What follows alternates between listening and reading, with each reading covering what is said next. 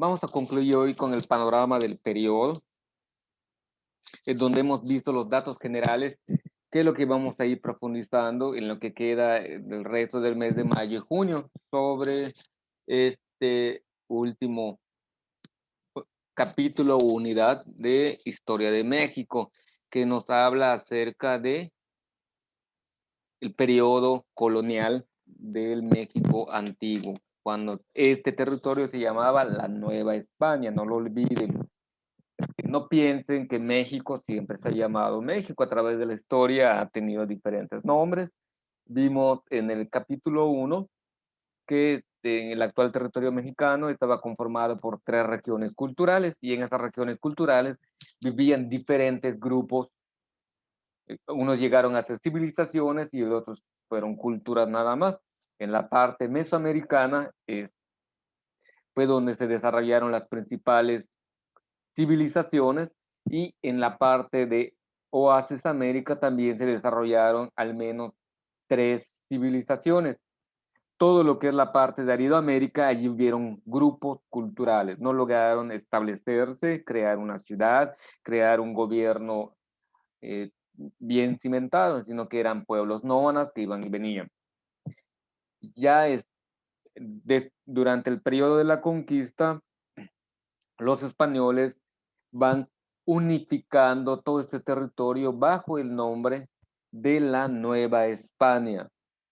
Va a ser el virreinato de la Nueva España, hasta que lleguemos en 1810, cuando México se declara independiente, empieza a adquirir este nuevo nombre, México, que es reconocido oficialmente hasta 1821 por el pueblo, o la corona española admite que ya es una nación independiente, cuyo nombre será eh, Estados Unidos de México.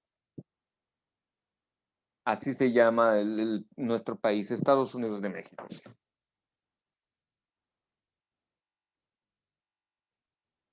¿Qué es lo que nos toca ver el día de hoy? Lo siguiente: los problemas de España y el esplendor del virreinato.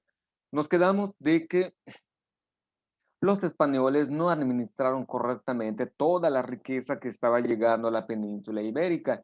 Lo malgastaron, hicieron de modo inadecuado el uso de esta riqueza, pensando que iba a ser una riqueza interminable, y fueron perdiendo este lugar en el mundo como potencia mundial. Ellos conquistaron desde el actual territorio de California, Alta California, hasta la Tierra del Fuego, exceptuando las regiones de Brasil. Todo fue territorio español. En este periodo es cuando empieza a aparecer, a hacer presencia de un modo más fuerte Francia, Inglaterra y Holanda en territorio americano.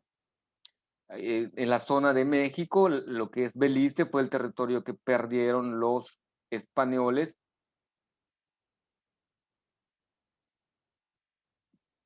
con la corona inglesa. Por eso Belice son angloparlantes. Francia, por su parte, después de haber perdido la guerra con Inglaterra, cede la región de la Florida y la región de Luisiana en honor al rey Luis. Le llamaban a Luisiana. Lo veremos más adelante como era el territorio de la Luisiana. Empezaba en el actual estado de New Orleans hasta Florida, y de ahí iba subiendo hasta llegar a la bahía del Hudson en Canadá. Está enorme, enorme el territorio que controlaron los franceses. A diferencia de los holandeses, belgas, que apenas pudieron conquistar algunas islas del Caribe, que veremos a continuación. Pero todos estos grupos políticos, Francia, Inglaterra y Holanda, empiezan a mermar la capacidad militar y económica de los franceses, perdón, de los españoles. Y se crea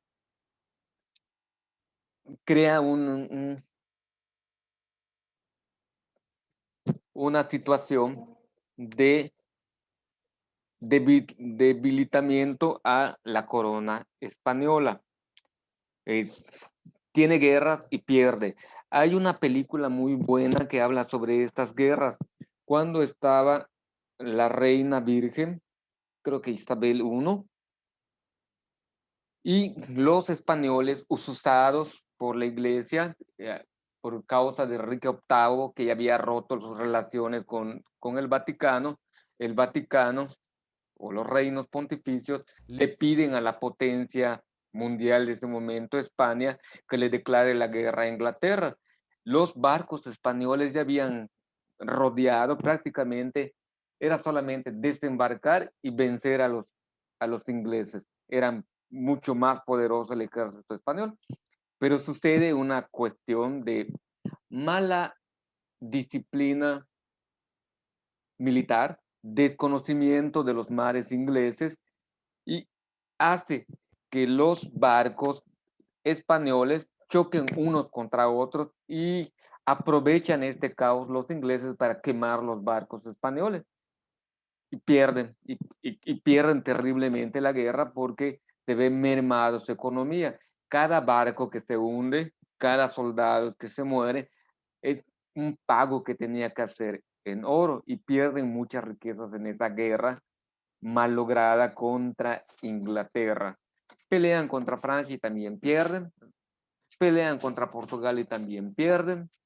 Los españoles, de ser este país poderoso que fue conquistando, empieza a tener la decadencia. Por lo contrario, la Nueva España se empieza a consolidar un nuevo orden social y, y el florecimiento de una cultura propia, una cultura eh, mestizaje novo-español, una cultura con mezcla de elementos indígenas africanos, de los diferentes grupos africanos, diferentes grupos indígenas que había en el territorio novohispano, se van mezclando y crean esa nueva identidad.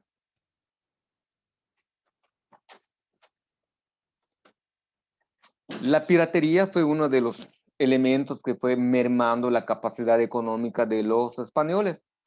¿Se acuerdan que veíamos en la clase anterior cómo la Nueva España era la capital de todos los territorios, incluso la nueva, aquí Perú, el Río de la Plata, que está más hacia abajo, de cierta manera tenían relación con la Ciudad de México en cuestiones políticas y administrativas.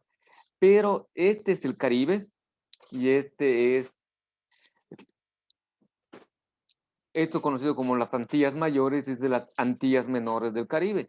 En estas zonas de islas se escondían los barcos piratas de belgas, holandeses, ingleses y franceses, esperando que los barcos cargados de riqueza, ya sea que salgan de México, en el puerto de Veracruz, o que salieran en alguno de estos puntos, aquí como es se llama de Indias, me olvidó el nombre de esta ciudad colombiana, Cartagena de Indias, perdón, o salieran de Cartagena de Indias o alguna de las zonas de Venezuela. Todo eso estaba asolado por los piratas. Los piratas existieron en sí. La piratería consiste en robar lo que legalmente le pertenecía a la corona española para llevárselo a la corona, a sus respectivas coronas, ya sea Francia, ya sea Inglaterra, ya sea Bélgica, ya sea Holanda. Y los reyes de ese tiempo, aunque se escuche un poquito extraño, ellos financiaban esos barcos piratas, admitían la piratería como un medio de adquisición de riquezas y se va dando con mucha frecuencia. A su vez, los barcos ingleses que estaban en esta zona, acuérdense que a partir de aquí, para arriba eran las 13 colonias inglesas que se asentaron en la costa norte del actual Estados Unidos. También ellos sufrieron pirataje, así como los ingleses le robaban a los españoles, los franceses le robaban a los ingleses. Aquí empezaba la Luciana, habían barcos franceses que se iban para acá a llevar las riquezas a Europa y los ingleses pues también les robaban a los franceses. Era todos los países contra todos los países dentro del mar Caribe y partes del Atlántico. La piratería realmente es un periodo de la historia de mucha violencia dentro del mar. Hay una cantidad bastante significativa de barcos hundidos en donde tienen los lingotes de oro o las monedas de oro que troquelaban. Si se acuerdan ustedes, en 1535 se funda la Casa de la Moneda de México. El oro no solamente iba en pequeños bloques, sino ya también iba como monedas. Y esas monedas muchas veces se hundieron en algún punto de encuentro cuando combatían los piratas. Aquí en Yucatán, frente a la costa de Yucatán, han identificado algunos galeones españoles que fueron interceptados y fueron hundidos. Ese oro está allí en el mar. No han hecho el rescate por las condiciones en que están. La infraestructura mexicana no le permite al gobierno de México rescatar ese oro. Y el problema es de quién es el oro. ¿Usted qué piensa, Parra? ¿Ese oro que está hundido, le sigue perteneciendo a los españoles o le pertenece a los mexicanos? México, profe, de hecho todo lo que tiene España de aquí de Latinoamérica o de África. Le pertenecería a México. ¿Qué ¿A saben ustedes quién sabe de dónde lo sacaron, profe? Depende de dónde lo hayan sacado. hablo específicamente del oro que está en esta zona, frente a la península de Yucatán, o el oro que pueda haber aquí en el Golfo de México? ¿A quién le va a pertenecer? ¿A quien lo encuentre? ¿Al Estado mexicano o de quién era cuando hundieron el barco? Del estado, profe. Aunque según que yo sepa, aquí en Yucatán no hay oro. ¿Ok? ¿Usted qué piensa, Ramón? ¿Está conectado?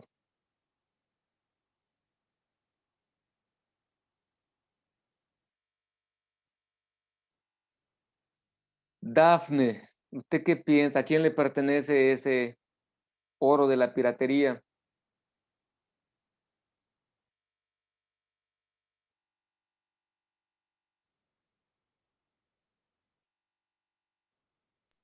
No, no Sofía, sé, maestro. no sabe. Sofía, ¿usted quién cree que le pertenece ese oro hundido? No sé, maestro. Según las leyes internacionales, es de quien lo encuentre, pero le tiene que dar una parte proporcional al lugar de donde, al Estado, en este caso el Estado mexicano, donde pertenece. Ha habido, eh, cuando hicieron en la resonancia, que ustedes eran niños, cuando estuvo gobernando el gobernador Patricio Patrón Laviada, ya habían nacido ustedes. ¿Lo recuerdan como gobernador de Yucatán? Patricio Patrón Laviada. ¿Y ese quién es? Fue un gobernador de Yucatán. No, ni los de Quintana Roo me acuerdo. Bueno, ¿qué fue lo que sucedió? Frente a las costas de Yucatán, hicieron un estudio de mapeo. Eh, Prácticamente era para detectar los yacimientos petroleros que hay en esta zona. En este punto encontraron grandes yacimientos, pero también se cree que aquí, frente a Progreso, hay grandes yacimientos, porque en esta zona de Campeche estaban los grandes yacimientos de Cantarell 1, 2 y 3. Mucho petróleo. Y creen que en esta zona también hay. Hicieron los estudios por medio de barcos de resonancia. Esos barcos de resonancia detectaron los galeones, pero no tienen la infraestructura para poder sumergirse y rescatar, porque no solamente es, venga el oro, tiene todo un protocolo, todo un proceso como parte de la historia y tendría sus conflictos internacionales. Por supuesto que España va a meter demanda y va a decir, eso es mío. Por supuesto, México va a meter su demanda y va a decir, no, es mío porque lo sacaron de mi territorio. Y por supuesto, quien lo saque va a decir, es mío. Aquí va a haber un conflicto de intereses. Y así que lo más probable es que alguien se sumerja a sacarlo sin dar aviso al gobierno, probablemente. Pero rápido, están censados. Se sabe por dónde andan, pero no se puede rescatar así como así. En fin, nada más es comentario general.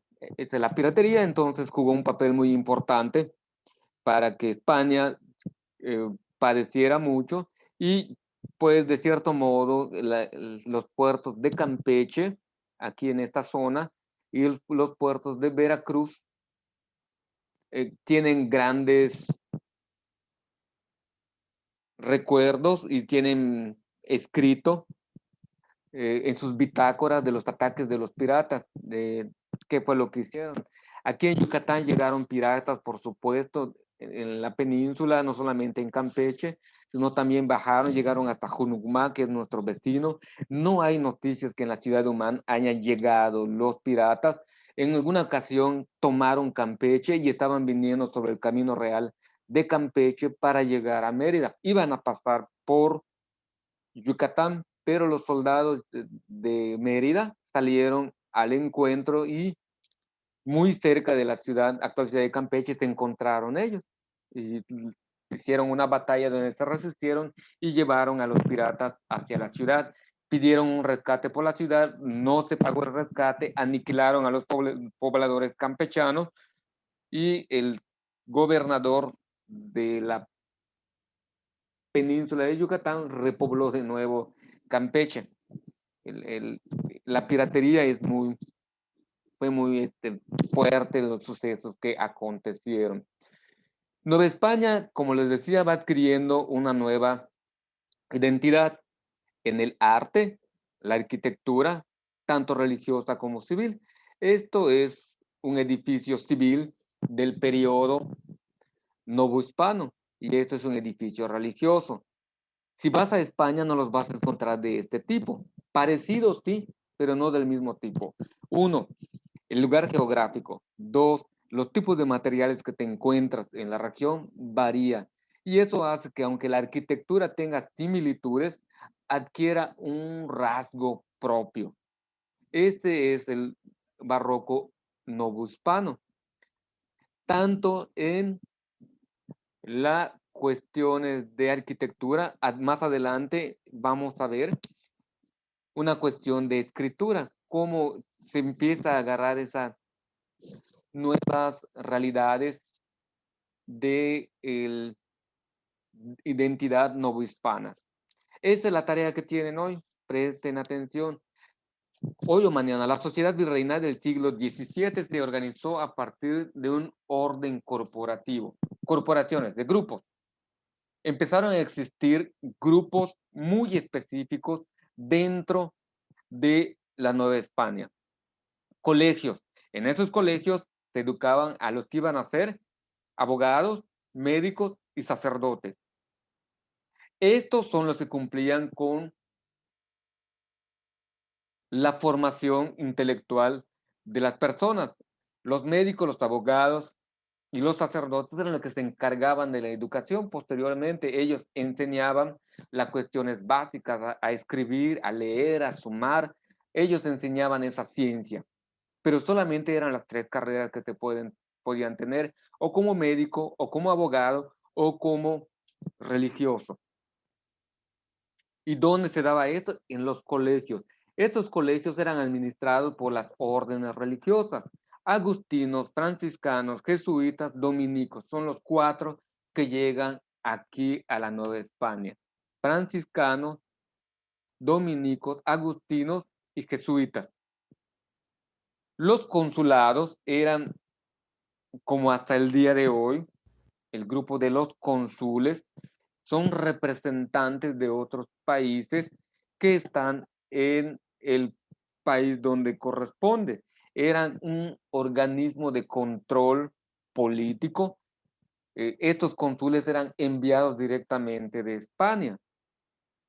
Los gremios era una agrupación de personas que tenían en afinidad algún oficio. Había gremios de artesanos, talabarteros, los que trabajaban la piel. Habían gremios de canteros o de mineros. Había gremios de ganaderos. Había gremios de sastres, aquellos que hacían la ropa. Cada grupo que tenía un oficio en particular se juntaba con una especie de gremio. Y estos gremios fundaban las cofradías. ¿Qué son las cofradías? Es un tipo de organización donde tienen una imagen religiosa que es su patrono. Y los gremios, por medio de las cofradías, se encargaban de esa doble realidad, la celebración religiosa y la celebración laica o civil de las festividades. Y te empieza a popularizar las corridas de toro, los fandangos. Los fandangos son unas especies de bailes que hacían durante esos tiempos, días de fiesta. Y los diferentes gremios, las diferentes cofradías que habían, sobre todo en las grandes ciudades, en un pueblo pequeño, las cofradías era una sola, que junto con los gremios iban haciendo esas festividades, a diferencia de las grandes ciudades como son la Ciudad de México, Oaxaca de Antequera, Puebla, la antigua Valladolid, hoy Morelia, y Mérida. Son las 5 ciudades como más representativas. Allí sí existían más grupos. La universidad viene a surgir como el último peldaño de los colegios, y los universitarios eran los que ya se estaban formando algo más específico. En los colegios podían estar en su formación básica, como a nivel primaria, secundaria, varios grupos, pero en la universidad solo entraban las clases nobles. En los colegios podían estar los que van a ser hermanos religiosos, pero dentro de los hermanos religiosos había un estatus. ¿De qué familia vienes? Y vas a poder tener una formación mayor que el de familia menor. Era un orden social jerarquizado, como vamos a ver a continuación. Los cabildos se refiere al ayuntamiento o a la junta del cuerpo de gobierno. Estos ayuntamientos eran elegidos por algunos de los grupos. Se reunía la cuestión religiosa y la cuestión de los consulados para poder designar los cabildos. ¿Quién iba a ser el alcalde de la ciudad? ¿Quiénes iban a ayudar a este alcalde de la ciudad? O sea, habían otros cargos dentro del cabildo. No solamente es ser alcalde, sino también ser tesorero, ser secretario dentro del cabildo. Así como hasta el día de hoy tenemos esta figura. Sofi, lea el primer puntito del lado derecho. Estas corporaciones. Estas corporaciones ocupan un lugar en el orden establecido en un orden de primacia aceptados por todos. ¿Cuáles eran? Los estamentos, o sea, como escalones que se van dando. ¿Cuáles eran esos estamentos? Lea, Sofi. Aquí. ¿Cuál maestro? Continúe leyendo. Los estamentos eran clero, nobleza y los campesinos y trabajadores. Ok, y continúa. Lea todo. Cada uno de ellos cumplía cabalmente su función, rezar, gobernar o trabajar. Así todo el cuerpo social vivía en orden y en paz. Muy bien. ¿Cómo era el orden mesoamericano? Era el gobernante con los sacerdotes porque era un gobierno teocrático. Los militares el pueblo, comerciantes, campesinos y obreros formaban la gran masa de trabajadores en el periodo mesoamericano. Para el periodo novohispano hay un cambio. Son tres estamentos muy bien identificados. El clero, que se componía del clero secular y el clero regular. ¿Qué es secular? Que son del siglo. Hoy lo conocen como el clero diocesano, que pertenecen a un territorio. Campeche, Quintana Roo, Yucatán, Tabasco son diócesis independientes que tienen a su obispo, sus sacerdotes, y ahí se organizan ellos. Las noblezas eran enviados desde España para que gobernaran, tenían las funciones de gobernadores, oidores o cobradores de impuestos. Ellos formaban la cuestión de la nobleza. Perdón, me fui por otro lado. El clero regular se refiere a los religiosos. El clero diocesano o secular son los natos o los nativos nacidos en el mismo lugar donde ellos ejercen su ministerio. Ambas cosas se fueron dando en el nuevo orden novohispano, pero ellos se dedicaban ¿a qué? A rezar. La nobleza se dedicaba a gobernar y los campesinos y obreros se dedicaban a trabajar. Esto era el nuevo orden, cómo estaba constituido el México antiguo. Mientras todo funcionara correctamente, estaban en paz. Pero va a ser una paz relativa. ¿En qué sentido? ¿Saben qué es la simulación? Jesús, ¿sabe qué es la simulación?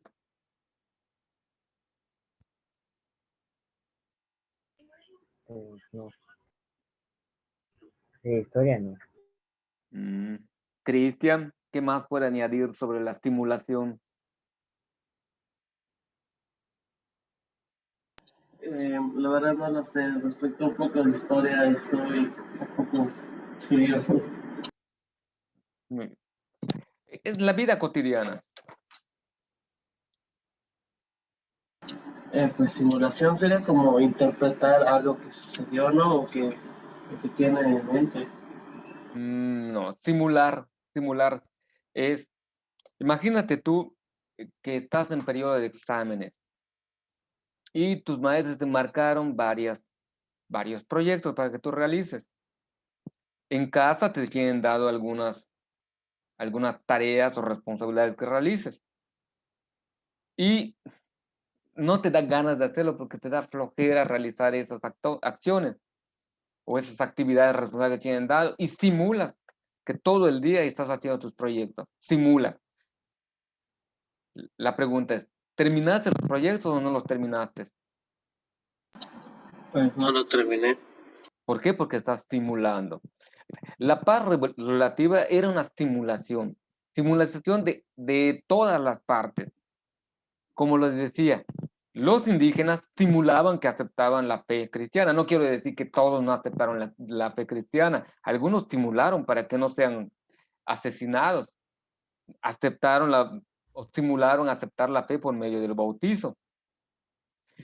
Los campesinos simularon aceptar, o los indígenas simularon aceptar el gobierno de los españoles, pero cuando no estaban ellos, hablaban mal de ellos y mal hacían el trabajo para no mantener, vamos a decirlo, simulaban que les hacían caso para que estén contentos los dueños, pero cada vez que podían, hacían algo inadecuado para manifestar que están en desacuerdo. Hubo un periodo donde les dijeron a los indígenas que tenían prohibido cazar en los territorios de los encomenderos. Allí en los montes puede decir, pero este terreno en particular que pertenece al encomendero está prohibido cazar. Y simulaban que no cazaban allá, pero sí entraban y cazaban y salían con su pieza fuera del territorio y hacían que estaban viniendo del territorio lejano con la pieza, simulaban que estaban obedeciendo. La simulación es algo que hemos venido heredando. Honestamente, nosotros los mexicanos inventamos muchos pretextos que vienen en parte de todo el proceso de la conquista y la colonia, que así se nos enseñó. Para estar en paz con ciertas personas simulamos. Esa simulación es algo cultural, algo que se nos vio, que se ha venido trayendo desde tiempos atrás. Lo veremos con mayor profundidad. Hubieron autos de fe. El auto de fe es un modo de cómo se controlaba socialmente y cómo iban destruyendo la cuestión de ídolos. Este Fray Diego de Landa, que hizo su auto de fe en Maní, donde agarró ídolos y rollos descritos de la cultura maya y lo quemó. Pero también hubieron otros autos de fe en otras regiones con otras culturas. Este es la famosa Inquisición reunidos. Están haciendo un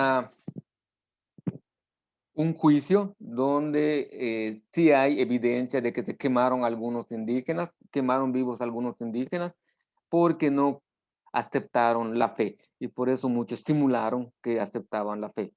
Una práctica muy común era agarrar la imagen de su devoción, llámese Chac, llámese Tlaloc, llámese Huitzilopochtli, y lo metían dentro de una imagen religiosa, sea de una virgen, sea de un santo, lo metían dentro y simulaban que estaban venerando la nueva imagen cristiana traída, pero dentro estaba su ídolo a quien le rendían culto. Es parte de la simulación. De allí viene este mestizaje que tenemos en esas prácticas religiosas de el Canal Pichán o el Día de los Difuntos. Todavía tienen algunas de las cuestiones religiosas. Esto les decía es parte de la escritura o la poesía del barroco novohispano. Se llama Los privilegios del pobre. El pobre es un tonto si calla, y si habla, un majadero. Y si sabe, es un hablador. Y si es afable, un embustero. Si es cortés, entrometido. Y cuando no sufre, es soberbio. Cobarde cuando es humilde y loco cuando es resuelto. Si es valiente, temerario. Y presumido si es discreto. Adulador si obedece y si se excusa, grosero. Si pretende, es atrevido. Si merece, es sin aprecio. Su nobleza es nada vista y su gala sin ateo. Si trabajas, es codicioso y por el contrario, extremo. Un perdido, si descansa, miren, si son privilegios. Está muy padre cómo en este periodo permitieron este tipo de poesía. Sí es contrario a la corona, pero así se les veía a los mestizos, así se les veía a los indígenas, así se les veía a los negros. Pero sí hubo grandes filósofos y pensantes. Con esto terminamos lo que es el panorama del periodo. A partir de la próxima clase, la próxima semana, pues ya vamos a adentrarnos a ir profundizando cada uno de las partes que fuimos viendo en este panorama del periodo. Vamos a iniciar de nuevo con la conquista. Les voy a poner un video muy pequeñito donde va a aparecer una batalla de la conquista de Tenochtitlan. Y de allí vamos a arrancar para cerrar ya este periodo y pasemos ya al periodo colonial. Pasen bonito día, nos vemos mañana, 10:30, 11. Bueno, maestro. Sale, ahí le harán algo rico a mamá ya mañana, contiéntanla mucho mañana y el lunes. Sale, nos vemos. Bueno, maestro.